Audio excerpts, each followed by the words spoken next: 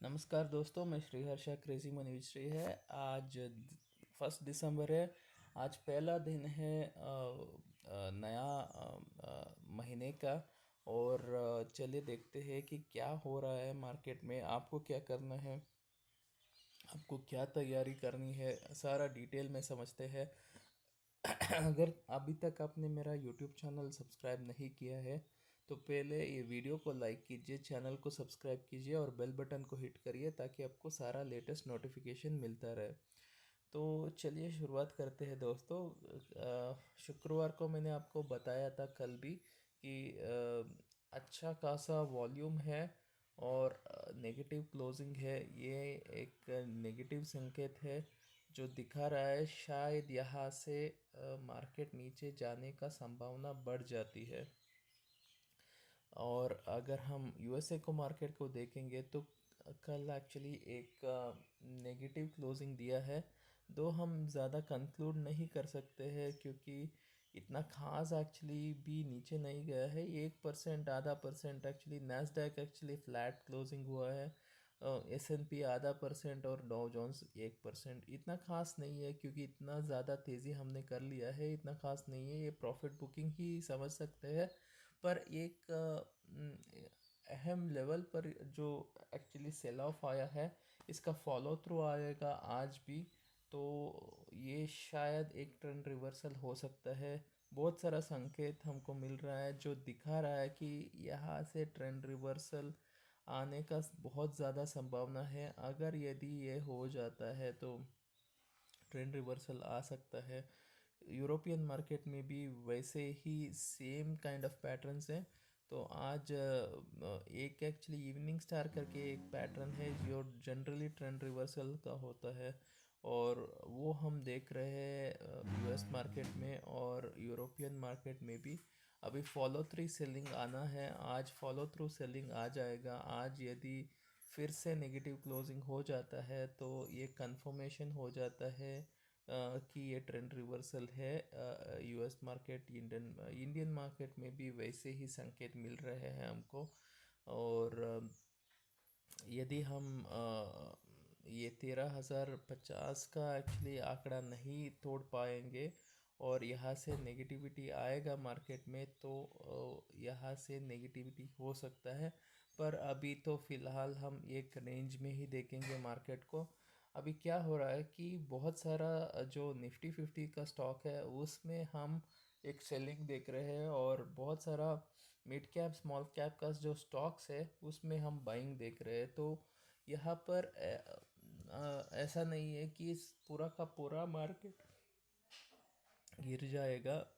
हमको stock specific opportunities है buying के लिए भी सेलिंग के लिए भी। अभी निफ्टी 50 का स्टॉक्स में बहुत सारा स्टॉक्स में सेलिंग आ सकता है। बहुत अच्छा खासा रन अप दे चुका है, स्पेशली बैंकिंग स्टॉक्स बहुत ज़्यादा मूव हो चुके हैं और इसमें शायद हम नेगेटिव संकेत देख रहे हैं। और अगर यहाँ पर नेगेटिव आ जाता है तो अच्छा खासा नेगेटिव मूवमेंट आ सकता है। यदि अच्छा खासा नेगेटिव मूवमेंट यदि आ जाता है तो मार्केट बहुत तेज़ी से बाउंस बैक दे सकता है, सॉरी बहुत तेज़ी से नीचे जा सकता है। तो ओवरऑल मार्केट अभी साइडवेज ही है। अभी कुछ खास अभी बोल नहीं सकते हैं। 12,800 से 13,000 का ही रेंज रहेगा। अगर 12,800 तोड़ देता है तो एक्चुअली नेगेटिव आ सकता है। यहाँ पर फिर भी 12,700 भी एक अहम सपोर्ट बनता है और वो भी तोड़ता है तो 12,500 तक भी जा सकता है। और अगर ऊपर की तरफ देखेंगे तो 13,050 का जो लेवल है वहाँ पर हमको बार बार रेजिस्टेंस आ रहा है।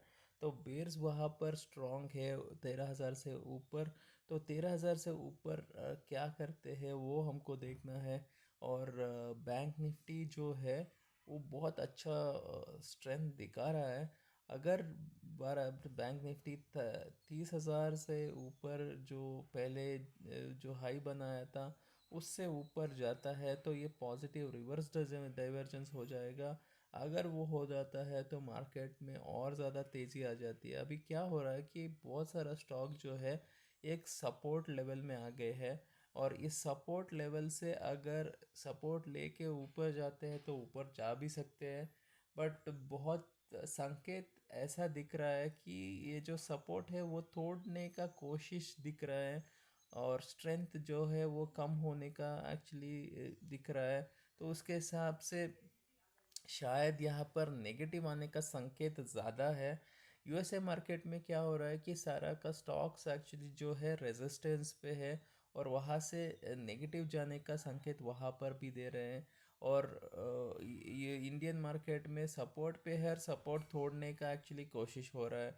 तो दोनों जगह पर ऐसे ही हालत है, और बहुत सारा संकेत ऐसा है जो दिखा रहा है, तो शायद ये ट्रेंड रिवर्सल हो सकता है।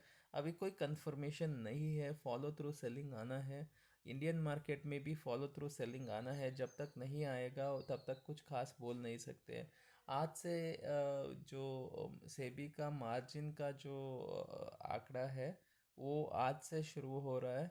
आज से सेलिंग का जो मार्जिन रिक्वायरमेंट्स है वो आज से शुरू हो रहा है।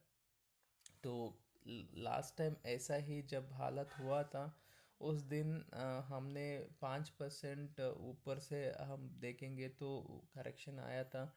11,800 से 11,250 तक भी हम गए थे एक ही दिन में। तो आज से एक्चुअली वो मार्जिन रिक्वायरमेंट का भी एक्चुअली शुरू हो रहा है। तो पता नहीं है, देखना पड़ेगा, क्योंकि अगर ऐसा हो जाता है तो मार्केट अच्छा खासा सेल ऑफ भी दे सकता है। तो हमको सावधानी बरतने की ज़रूरत है अभी भी। और ओवरऑल अभी लॉकडाउन का भी बातचीत चल रही है।